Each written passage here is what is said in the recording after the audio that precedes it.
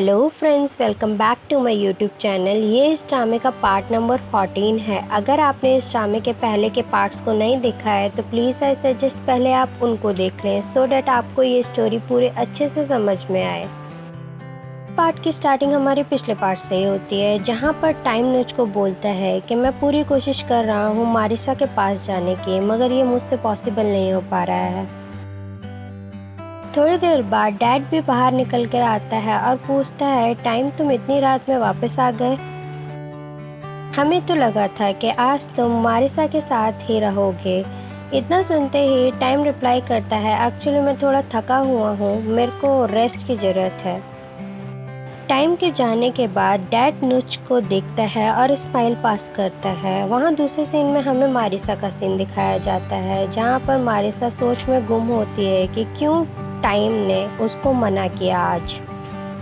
Marisa को time पर पूरी तरीके से शक होने लगता है। मारिसा को लगता है कि टाइम की लाइफ में ज़रूर से कोई ना कोई तो है जिसकी वजह से टाइम मारिसा के पास नहीं आ पा रहा है। दूसरे सीन में हमें नुच की मॉम को दिखाया जाता है, जो कि नुच के स्टेप डैड को पूरे घर में ढूंढ रहे होते हैं। नुच की मॉम नुच के फादर को सीढ़ियों पर पड़े हुए देखती हैं, जहां पर वो नोटिस करती हैं कि उन्होंने बहुत ज़्यादा ड्रिंक करके वहीं सीढ़ियों के पास पड़े हुए हैं। तो वो एक काम करती हैं कि बाल्टी में पानी लाकर उनके ऊपर डाल देती हैं और पूछती हैं कि तुम यहाँ क्या कर रहे हो। नुच के फादर को कल रात वाली कोई भी बात याद नहीं होती है। जब नुच की मॉम उनसे क्रॉस क्वेश्चनिंग कर रही होती हैं तो वो उनको बहाना बनाते हुए बाथरूम की तरफ भागते हैं और बाथरूम में आके वो सोचने की कोशिश करते हैं कि क्या उन्होंने कल रात क्या क्या किया था और किसी को उन्होंने नुच के बारे में बता तो नहीं दिया है। यही सोच में वो गुम होते हैं। दूसरे सीन में हमें नुच को दिखाया जाता है, जो कि ग्रैंड मदर के बर्थडे पार्टी के लिए केक को डेकोरेट कर रही होती है। वो देखती है कि केक तो पूरी तरीके से डेकोरेट हो चुका है, तो वो ऊपर से कार्डबोर्ड का एक बॉक्स उतारने की कोशिश कर रही होती है जिसमें वो केक रखना चाहती थी, मगर वो ऊपर से उतार नहीं पाती है, जिसे टाइम भी नोटिस करता है कि नुच इतनी कोशिश करने के बाद भी वो केक का बॉक्स नहीं उतार पा रही है, जिसे हेल्प करने के लिए टाइम अंदर आता है। टाइम नुच को वो केक का बॉक्स उतारने में हेल्प करता है और उसे देते हुए बोलता है, क्या मैं तुम्हें और किसी काम में हेल्प कर सकता हूँ? नुच टाइम को थैंक यू करते हुए बोलती है, नहीं, मुझे तुम्हारी कोई ज़रूरत नहीं है। तुम एक काम करो, तुम मारिसा को लेने चले जाओ। इतनी देर में पीछे से मॉम भी आ जाती है और वो इन दोनों की कॉन्वर्सेशन सुन लेती हैं, जिस पे वो टाइम को बोलती हैं कि मुझे लगता है तुम्हें मारिसा को लेने जाना चाहिए। ग्रैंड मदर की पार्टी के लिए मारिसा को तुम लेने जाओगे तो अच्छा लगेगा मारिसा को। इतना कहते ही मदर टाइम को वहाँ से भेज देती हैं और नुच के ऊपर कमेंट करते हुए बोलती हैं, मुझे लगता है तुम्हें टाइम से दूर रहना सीखना चाहिए। इतने में नुच को भी समझ में आ गया होता है कि मदर को पूरी बात समझ में आ गई है। टाइम और नुच के बीच में कोई ना कोई तो रिलेशन ज़रूर है, जिसे नुच सफाई देते हुए मॉम को बोलती है कि हम दोनों के बीच में ऐसा वैसा कुछ भी नहीं है।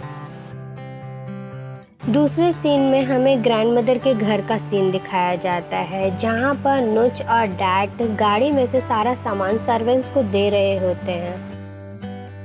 वहीं दूसरे सीन में हमें मॉम को दिखाया जाता है, जो कि टाइम और मारिसा को साथ आते देख बहुत खुश हो रही होती हैं।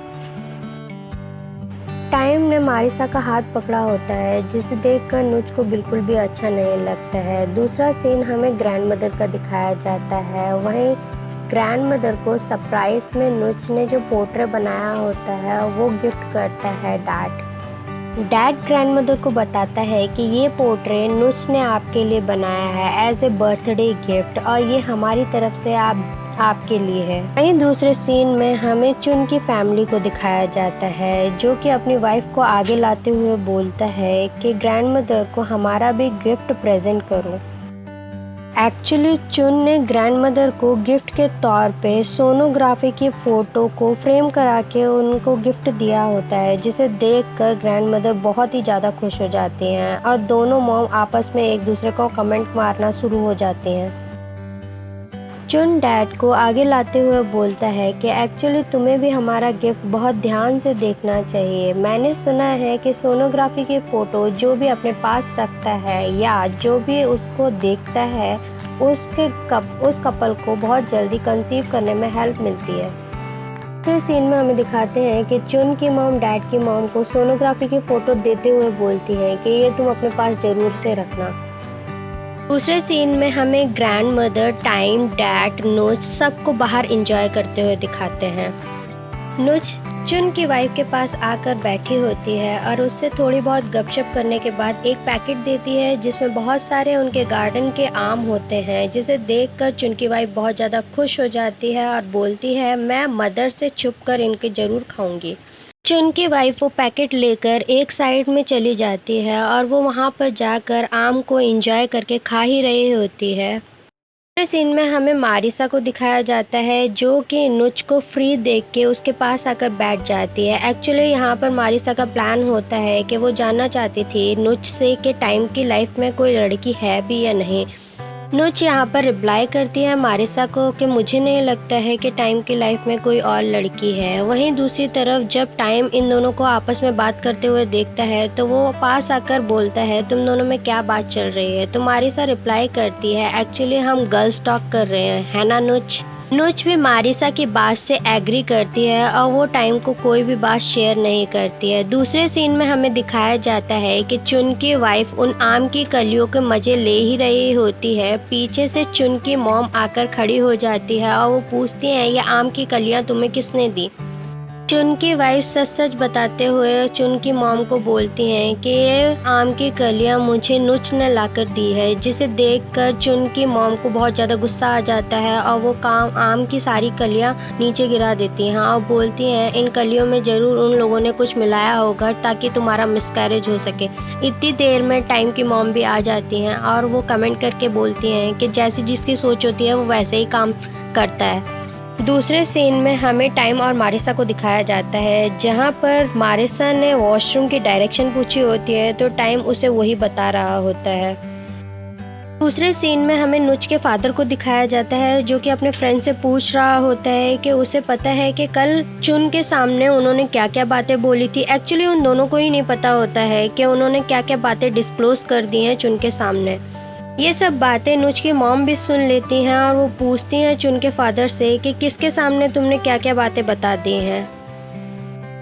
नुच की मॉम को सामने देखकर नुच के फादर हकबका जाते हैं और वो सच सच सारी बातें बता देते हैं नुच की मॉम को। नुच के फादर को अभी भी कंफर्म नहीं होता है कि उन्होंने चुन को क्या क्या डिस्क्लोज किया है। दूसरा सीन हमें डिनर टेबल का दिखाया जाता है जहाँ पर सब लोग एक दूसरे से बात कर रहे होते हैं, कुछ लोग एक दूसरे के ऊपर कमेंट भी कर रहे होते हैं। दूसरे सीन में हमें दिखाते हैं कि नुच की मॉम सब कुछ जानकर बहुत ज़्यादा परेशान हो जाती हैं और बार बार नुच को कॉल कर रही होती हैं ये सब बताने के लिए, मगर नुच वहाँ पर फ़ोन नहीं उठा रही होती है और वो बार बार मैसेज करके ये रिप्लाई करती है कि मैं आपसे थोड़ी देर बाद बात करती हूँ। डिनर टेबल पे यही सब बातें चल रही होती हैं कि मारिसा को और टाइम को साथ में आ जाना चाहिए, डैड और नुच को डॉक्टर को दिखाना चाहिए सो डैट वो कंसीव कर सकें। और ग्रैंड मदर ये भी बोलती हैं कि ग्रैंडफादर की विश जल्दी से जल्दी पूरी करने के लिए इन दोनों को सोचना चाहिए। नुच और डैड यहाँ पर ग्रैंड मदर की बात से एग्री करते हैं और नुच यहाँ बोलती है कि मैं आप सबके लिए अब केक लेके आती हूँ।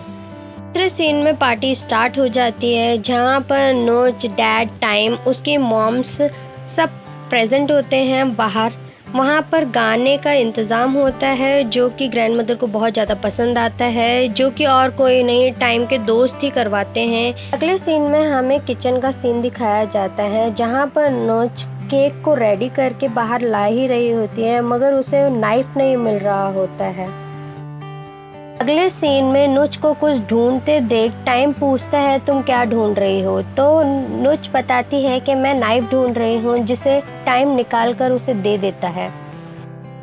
टाइम वहीं पर खड़े होकर नुच से कुछ बात कर रहा होता है और नुच काट रही होती है कुछ चाकू से, वहीं उसकी उंगली भी गलती से कट जाती है जिसे देखकर टाइम बहुत ज़्यादा पैनिक करने लगता है और नुच को ये सब देखकर बहुत अजीब लगता है।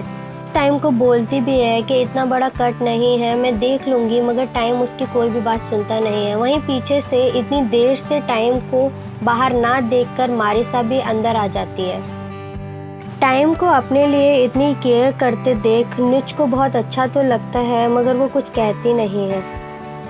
दूसरे सीन में हमें मारिसा को दिखाते हैं जो कि धीरे धीरे करके किचन की तरफ बढ़ ही रही होती है। क्या मारिसा को टाइम और नुच की नज़दीकियों के बारे में पता चल जाएगा? क्या मारिसा सबको ये सब बातें बता देगी? ये तो हमें अगले पार्ट में ही पता चलेगा। अगर आपको मेरी वीडियोस पसंद आती हैं तो प्लीज़ इनको लाइक, शेयर, सब्सक्राइब सब कुछ कर दिया कीजिए। Thank you.